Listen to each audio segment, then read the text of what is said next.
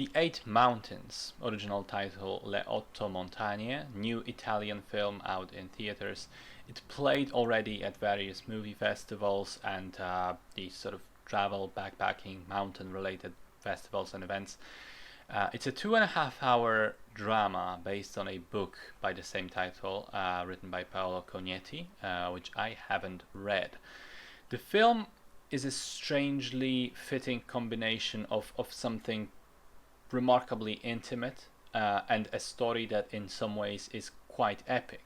Epic because it spans several decades, and intimate because it follows the lifelong friendship of two Italian men, Pietro, who is narrating the story, and Bruno. When they first meet, Pietro is a city boy from Turin who spends his summer in a tiny mountain village.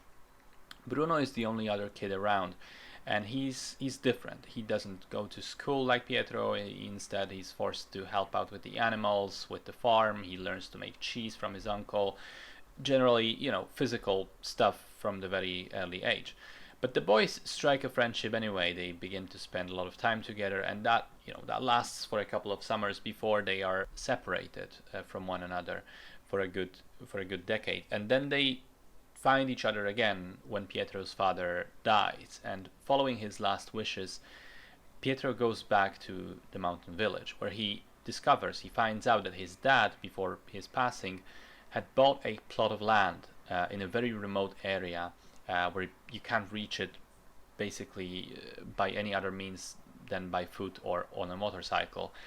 And he was hoping to restore and rebuild an old ruined cottage there with the help of Bruno. Pietro decides to stay in his place and do that for him, sort of realize his father's final wishes.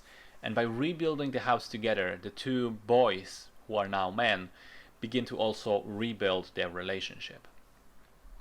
So I saw the trailer for the film, and I heard good things about it, and I was quite excited to finally go see it. And I have to say, this might be my favorite movie of the year so far. It certainly was the most emotional one for me.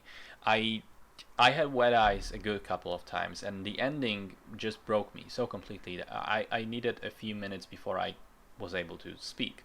And I think the film spoke to me so much because it's a pretty wide encompassing exploration of a male experience. And what I mean by that is the film plays with the ideas of male friendship, of being there for each other even though sometimes you don't regularly speak for months or years at a time.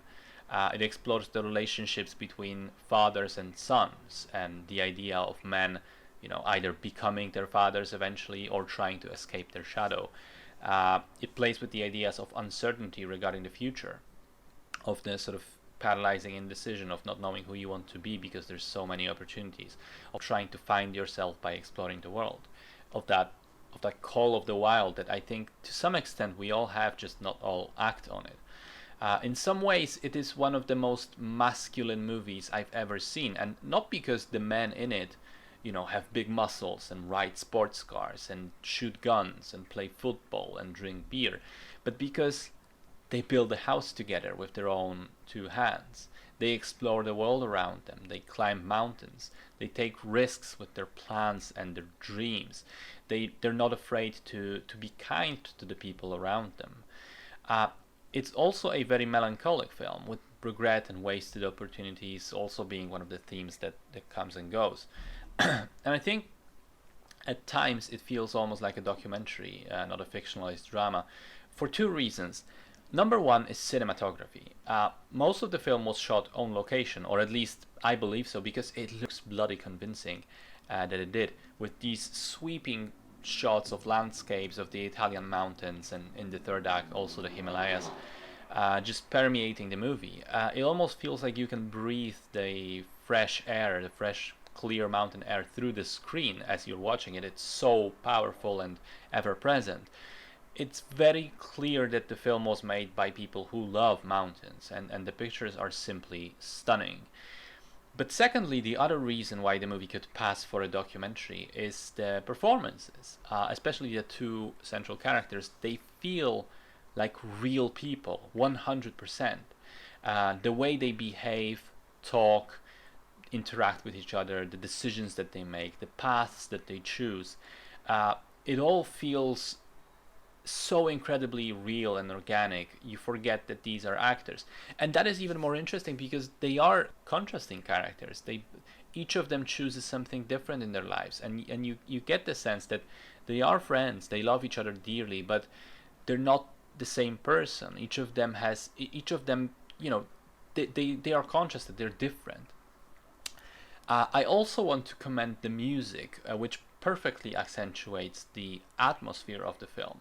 Whether it's the soft sounding indie songs or the more ominous elements of the score in more somber moments, the sound is a big part of why the movie is so immersive.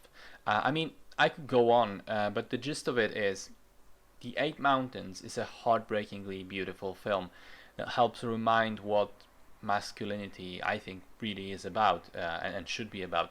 And as much as the movie is interested in exploring its positive sides, it's also unafraid of touching on the darkness. I mean, terrific movie. It affected me very deeply, and I thoroughly recommend seeing it on a big screen.